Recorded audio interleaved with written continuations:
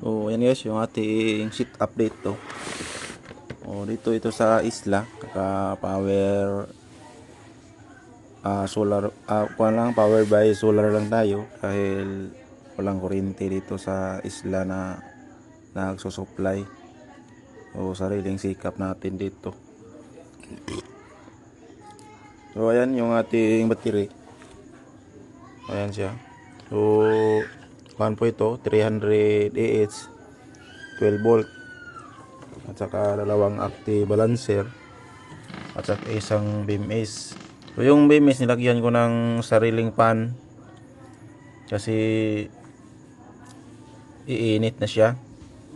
So para hindi iinit, nilagyan ko siya ng pan, sariling pan. Yan, madumi na siya dahil nasa isang taon mahigit na itong naka-deploy dito. Ito yung breaker natin at saka inverter. Yan, yung unang inverter natin ay nasisira dahil sa kalawang. Kinakalawang yung kuan, yun yung problema natin sa isla. Kinakalawang yung ating mga gamit. So, ilijoy natin yan. Tatlong solar kuan po ito. So, dahil naka 12 volt lang tayo sit up. So, ginamitan ko siya ng step down controller. Ito yung mga ilijoy na gamit ko. So, ito 600 watts po ito.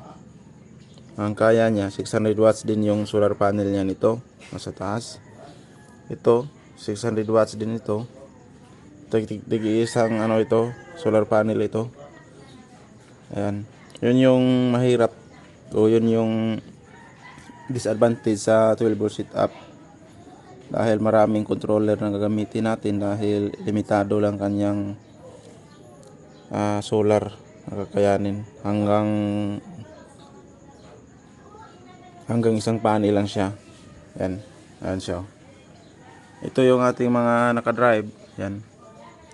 Dito rin ako nagcha-charge pag nalubat yung aking cellphone. Dahil ito lang yung warranty dito. Ayan. Yung charger. Dahil wala tayong ibang maasahan. So yung mga piso wifi natin dito, yung antenna. So yung iba hindi ko siya ginagamitan ng, kung nakikita nyo sa dating mga video ko, sa mga nakaraang mga video ko ay naka pure DC. Dito ginagamitan ko siya ng inverter. Yan. Dahil meron tayong mga long distance nasa 200 meters, nasa 150 meters. Ito nasa nasa 150 meters ito. Ito mga 200 meters. Tapos ito yung malayo dito. Yan. Yan siya. Nasa 200 po ito. Siguro mga 200 to 300 meters. Tapos ito nasa lang ito, nasa 100 plus meters. Ayan. Ginagamitan ko ng kuan yung mga piso wifi natin dahil pag ang gagawin natin ay kada piso wifi ay magsisit up tayo ng solar, ay malaki yung gagastusin natin.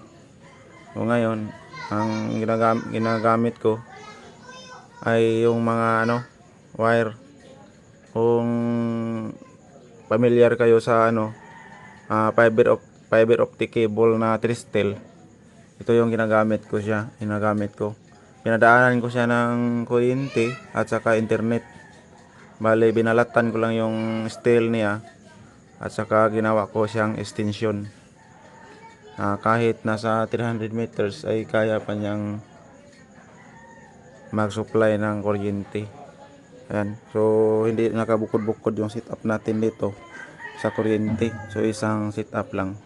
Yung antenna, ginamitan ko ng pure DC yung antenna mismo dahil naka P2P tayo. Ginagamitan ko siya ng pure DC para pag ma-off yung inverter ay meron pa rin internet na dito sa binilinan para mag-update sa atin. Kasi isla po ito. At pinili lang natin itong mga piso wifi natin dito, mga bindo natin. So yan. So yan yung setup dito sa isla. So sa susunod na mga araw, kung makabalik ako dito ay ano ko na, kuhan ko na yung mga 48 volt. Pure DC ko na rin yung mga 48 volt. Ito yung mga kuhan sa 48 volt. So 12 volt hanggang 12 volt po ito, step up. Maglalabas po siya ng 48 volt, 5 ampere. So ayan siya. So yan yung setup natin dito guys sa isla. So hindi na tayo mahirapan na mag-set up kada bindo ay isang solar panel. So, hindi na.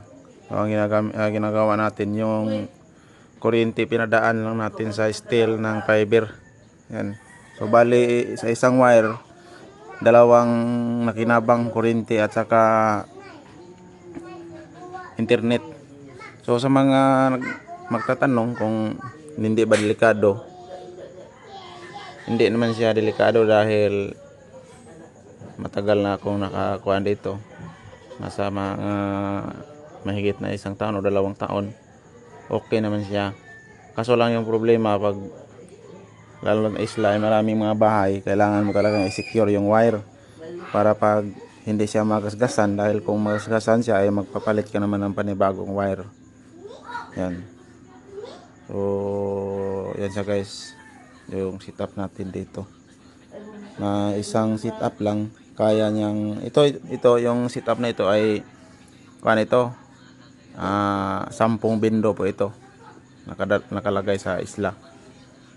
Yung iba doon ko na rin kinukuha yung kuryente, parang sinisiris ko na rin yung kuryente doon sa ibang kuhan. Kaya naman niya. Bawa nagkuhan ako sa station doon, so doon ko na rin kinukuha yung kuryente, sinasaksak ko na rin doon. O ayan, yung kuhan pala dito guys, bago ito matapos yung video, paliwanag ko lang sa inyo yung kuhan, baka makatulong ito sa inyo, sa mga nanonood ito sa ating YouTube. So ano ito, meron itong ayan, Tristel po yan, at saka yung messenger niya, yun yung ginagamit ko na extension, yung messenger, at saka yung Tristel niya sa kuhan, yun yung ginagamit kong extension. So ginagamit, kailangan talaga may i-clamp para hindi mabalatan yung wire.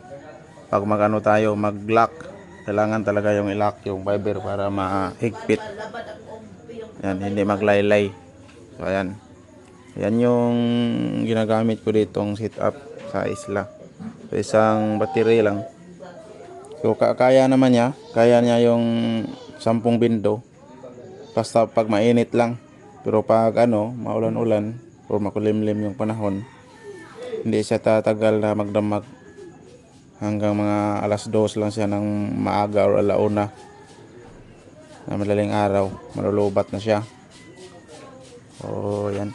Pero pag pag mainit, 24/7 po ito, lang patayan pag mainit yung mainit yung panahon. Yung setup natin dito guys.